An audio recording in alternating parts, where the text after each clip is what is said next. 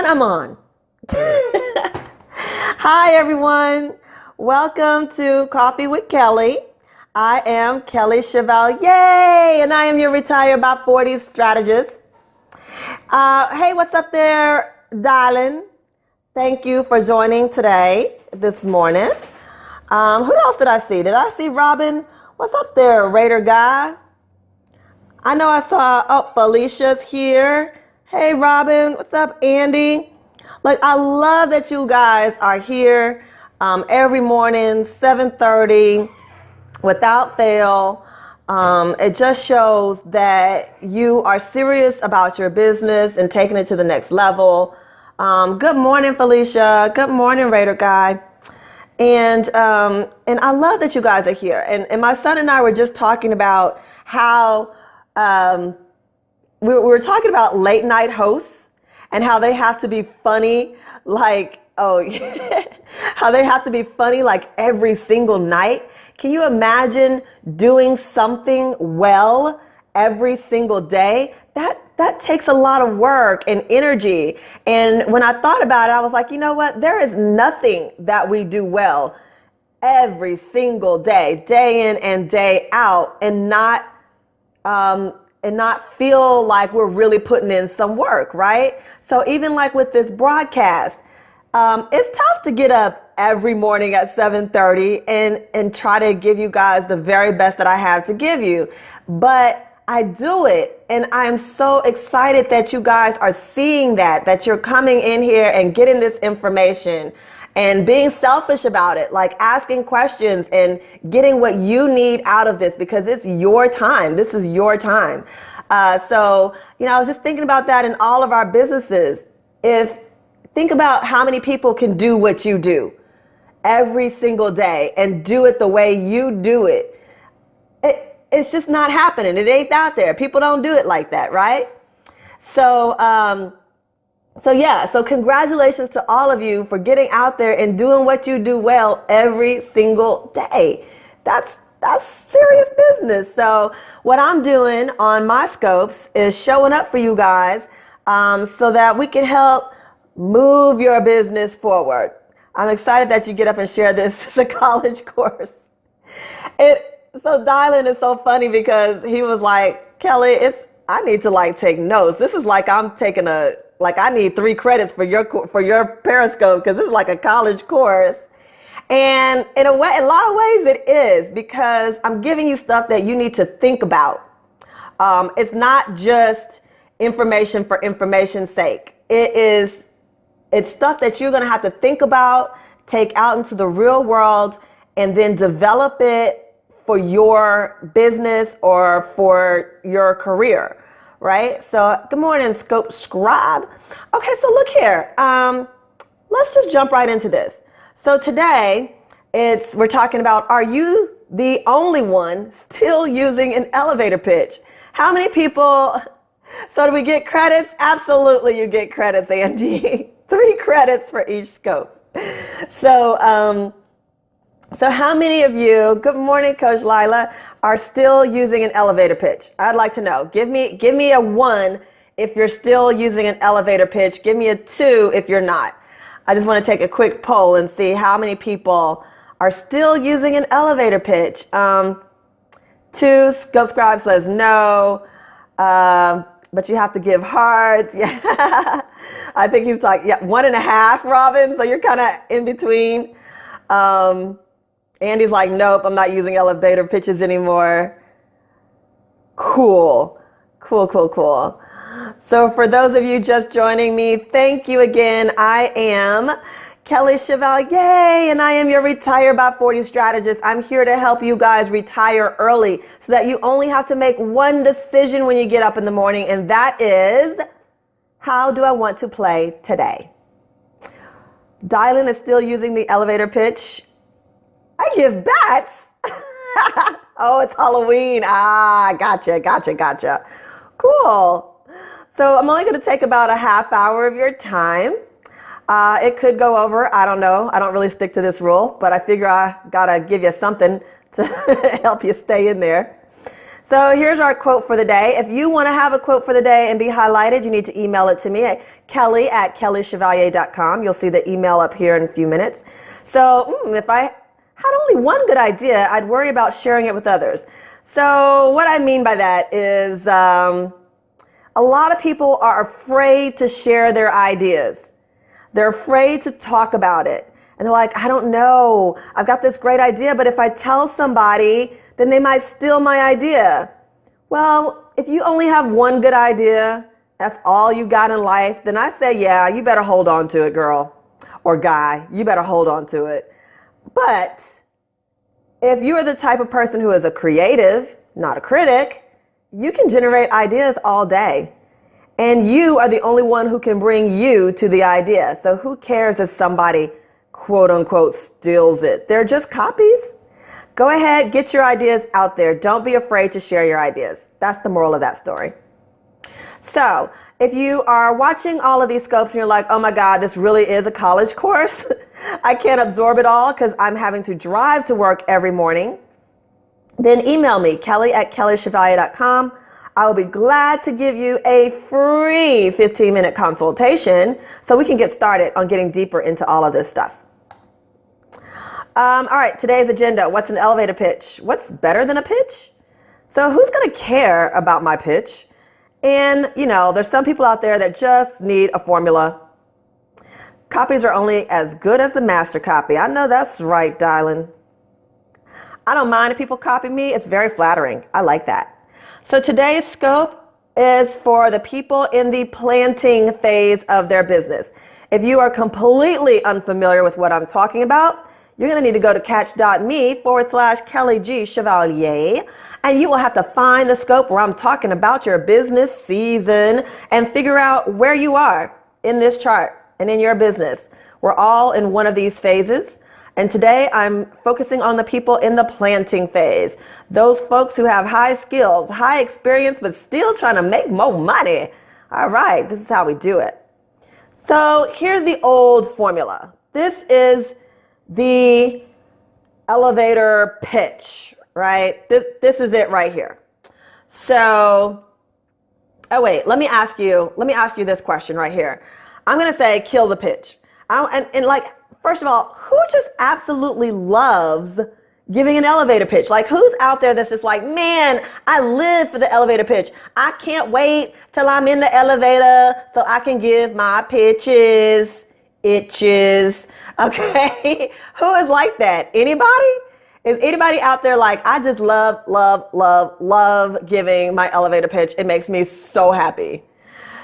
Dylan is so happy to give elevator pitches. Great, Dylan. That's awesome. I can't wait to hear your elevator pitch because it must be outstanding. And there are a lot of people who are just like, I just love telling people what I do. I just like it. It gives me joy. And that's great. But let me tell you what's going on in the elevators these days. See this picture here? This is what's going on in the elevators. People don't want to talk to you. People do not want to talk to you. So even if you love your elevator pitch, people are not trying to hear that. They would rather be on their phones, tweeting. You'd have a better chance of tweeting your elevator pitch than actually telling it to someone face to face. You'd have a better chance of being heard. Let me put it this way. You'll have a better chance of being heard if you tweeted or you sent a text message with your elevator pitch than if you actually talked to somebody in an elevator and told them what you do, right? So what I'm saying is for folks who absolutely love elevator pitches, who's listening? I want to know who's listening and who's taking action. So let's go back because my slides were a little bit out of order. So this is the elevator pitch formula. So I'm putting this up here because you still kind of need to know where this all comes from, right? You still need to know where elevator pitches come from. Wow. Yogi says, wow. So here's the formula for an elevator pitch. So it's I, action verb, plus target market, plus first benefit, so they can second benefit. I know I don't sound excited about it because I'm not. And that's pretty much how people will hear your elevator pitch. But if this is what gets you started, this is a great place to start. You can start with a formula for your elevator pitch. So how it sounds is and then you put in an action verb like teach, help, build, show, give, provide, optimize, educate, attract, and nurture. Those are all awesome verbs to put after the word I. It's what you do, okay? It's what you do for people. So here's one thing that I do suggest is when you're using the verb teach, be very careful that you don't also use the word learn, okay? So if you say, I teach people how to learn blah, blah, blah, okay, wrong. That's a big no. What that does to the brain is says, this is more work than I can handle. I do not feel like taking another course in whatever she has to offer. I am done. I'm shutting down. I'm saving my brain energy to eat these cupcakes. Okay? That's what's going on in the brain. So be careful when you're using the word teach. You can still use teach, but don't also use the word learn in the same sentence, okay? That's just one little tip I'm going to give you. All right, so I help is great. I help, and then you want to put your target market. So who are you helping? And be very, very specific. So when you're thinking about your target market, don't say, I help women, okay? Why? Because if you just say, I help women, then in my mind, I'm going to think, well, oh my God, I know about 100,000 women, so I have no idea who to refer to you. I have zero idea who to refer to you because I can't imagine just one particular woman that can use your help. And so what does the brain do? Conserves energy because I'm not about to sort through the Rolodex in my brain of 100,000 women to figure out who you need to help. Brain shuts down. I get back to my cupcake. Do y'all see that? Okay. So your target market needs to be extremely specific. If you don't know who your specific target market is, then you need to go back and watch my scope on the backstory and figure out who it is you're really trying to help based on your backstory. Excuse me, I'm sipping my coffee. So that's how the backstory fits into this whole formula, okay? You've got to know your backstory to know who it is you're targeting based on what you do best and who you are and how you show up to the world, okay? You get all of that from your backstory. Go back and watch that video. ICAs should be succinct and readily identifiable. CEOs are being trained to recognize elevator pitches. Yeah, great point. Everybody knows the elevator pitch. They can tell when it's coming and the brain shuts off because the brain wants something new and exciting. We talked about human desires yesterday. And if you missed that scope, catch that. Remember I told you every scope builds on the next scope, right? So we talked about human desire. One of the human desires is to be surprised by something, to be excited by something, right? How many people are doing elevator pitches? Dang near everybody. We know when it's coming. We know as soon as you say, I help, we're like, oh, great. Here comes the elevator pitch. Tuning it off now. I'm done. You got to do something different. But again, let's just get back to this because this is the foundation. How do we view past scopes? Well, thank you, Essence. Go to catch.me/Keli G. Chevalier. All my scopes are there. And soon they will be on my website. We are getting ready to move everything over to the website. So it'll be much easier to find. They'll be categorized and you won't have to go to catch.me. Okay, so we're working on that. And the website address is, don't even worry about it. It's way too long. I'll put, when it's ready, I'll let you know. But right now you can go to catch.me/Keli G. Chevalier. Alrighty, so back to the foundation. So the foundation is knowing what you want to do, who you want to help. And then the first benefit is how do you help them? So you want to say, so how do I help women? Well, you don't want to say women. You want to be very specific, like I help fifth grade school teachers in the Houston area. Now that's a target market. I help fifth grade school teachers in the Houston area. What do? I help them connect with their students.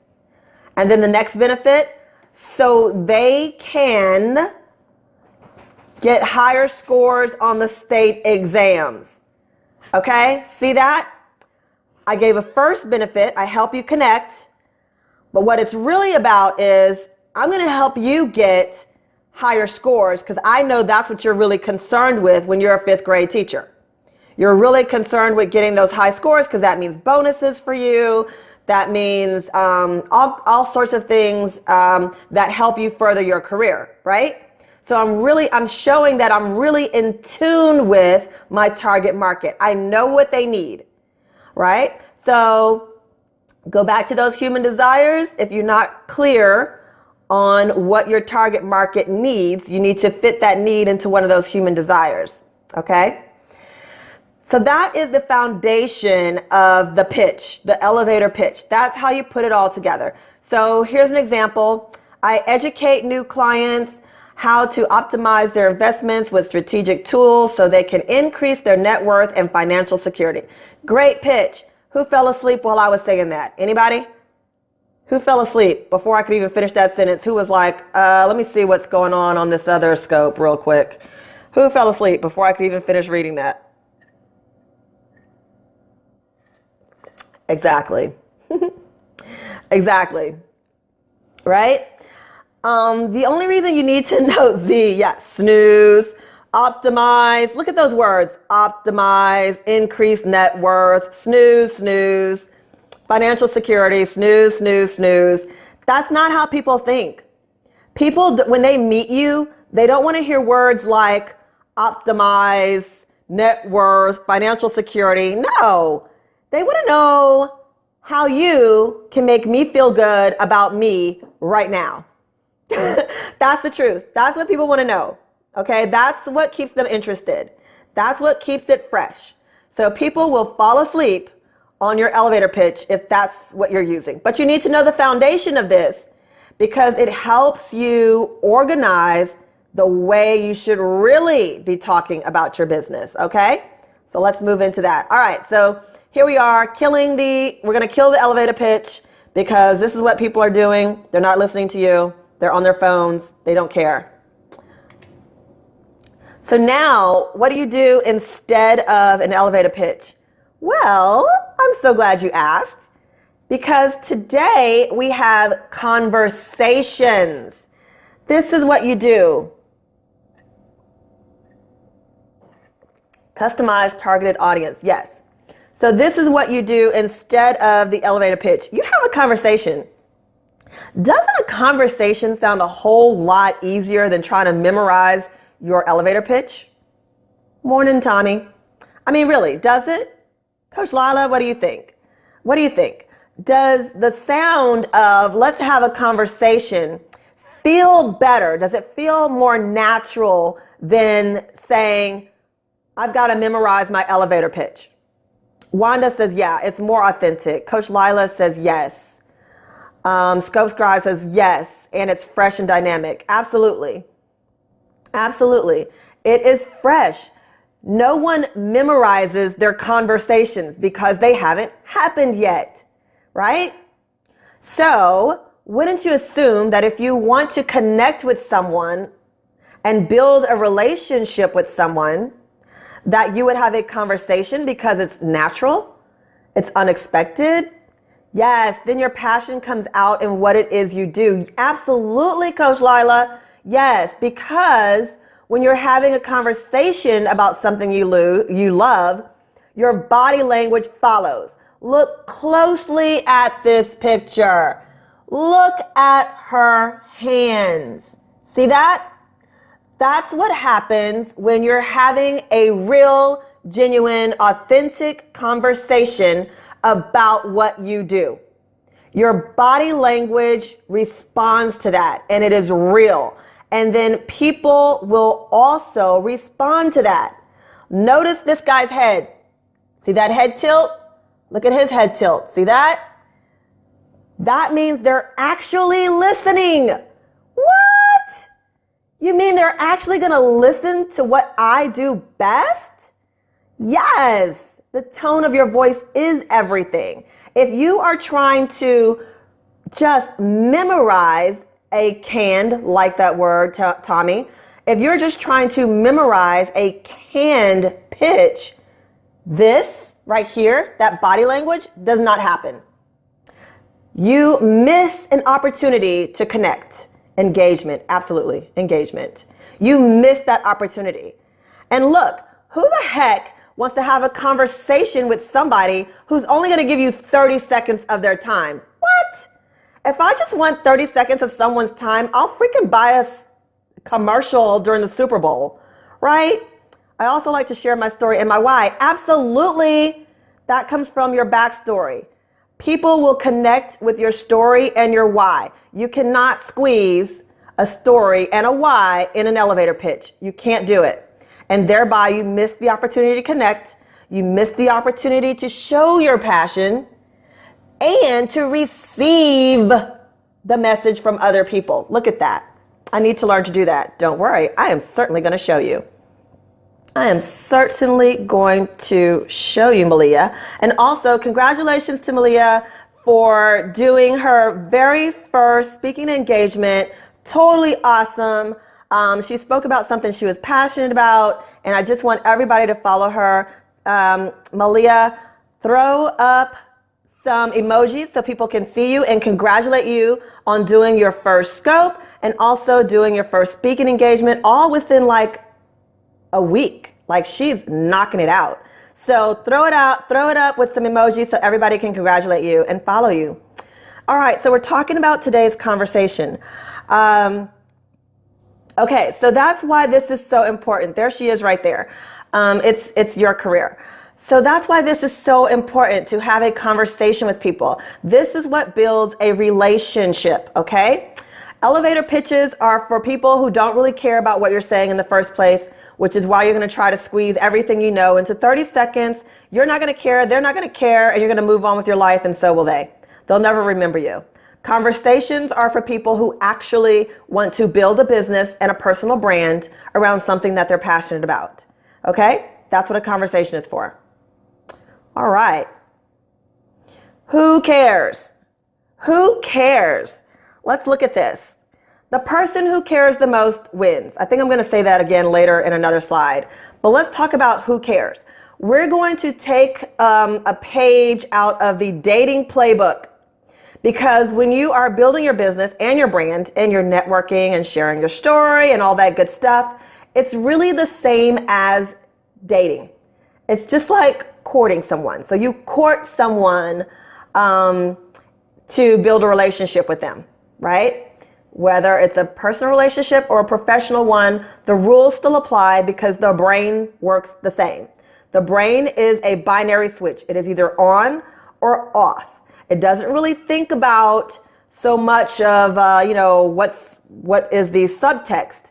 It is literally just looking at what's right in front of the brain, right? It's either on or it's off. I either like you or I don't. You're either a friend or you're a foe. You're either exciting or you're boring. That's it. That's it. That's all the brain is thinking. And you've got to speak to that brain. So the person who cares the most wins. Think of it like when you're dating and you meet someone for the first time and you walk up and, you're sitting at the bar and someone walks up to you and they're like, hey, I'm so-and-so. I work for such and such a company. I make so much money. I am totally awesome. Can I buy you a drink? What's your answer going to be? Get out of here, right? Your answer is going to be, get the heck out of here. You don't care about me. You care about you, right? So who cares the most wins. You want to treat every single engagement, every single opportunity to meet someone as if you're about to date them. That's where your backstory comes in again. You got to have in the back of your head your why statement, why you're doing this, why you're different, why you're so special. But you've also got to know when. Oh, am I frozen? Golly, y'all let me know when I'm back up. I'm going to be quiet for a second. Let me know when I'm back up. Let me know when I'm good.